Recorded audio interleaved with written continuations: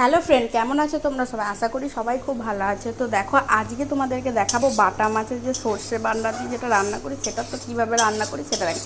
তো প্রথমে আমি তেল, শুকনো লঙ্কা আর শুকনো লঙ্কা দিয়ে তার উপরে সর্ষে পেস্টটাকে দিয়ে আমি নুন আর একটু সামান্য হলুদ দিয়ে আমি সুন্দর করে এটাকে এরকম সর্ষেটাকে সুন্দর করে একটু নেড়ে চেড়ে নেবো।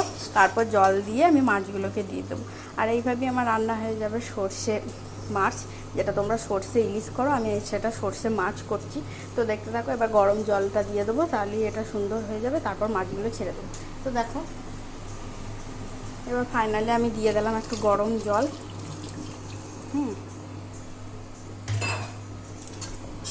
তো দেখো, গরম জল দিয়ে দিলাম। আর এরপর মাছগুলোকে একটা একটা করে ছেড়ে দেবো সুন্দর করে। আর লাস্টে একটু সামান্য সর্ষের তেল ছড়িয়ে নামিয়ে নেবো। আমার এইটা রান্না হয়ে গেল বাটা মাছ।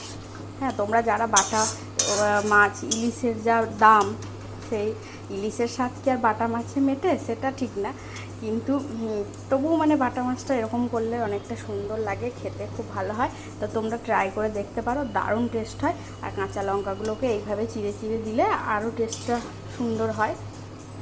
আর এটাতে আমি কোনো সামান্য কি বলবো, জিরে, হলুদ, জিরে, তারপর আদা, মিট মশলা, এসব কোনো কিছুই আমি অ্যাড করলাম না। শুধু জিরে, নুন আর একটু সামান্য হলুদ দিয়ে আমি মাছটাকে রান্না করলাম। তো ভালো লাগলে অবশ্যই লাইক, কমেন্ট, শেয়ার করতে ভুলবে না। তো টাটা, বাই বাই। আবার একটা নতুন রান্না নিয়ে তো আমার এটা ফুটতে থাকুক।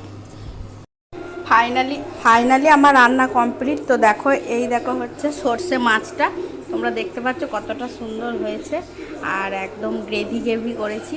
তো দারুণ খেতে, গরম ভাত দারুণ সুন্দর লাগে। তো তোমরা ট্রাই করে দেখতে পারো। Tata, bye bye.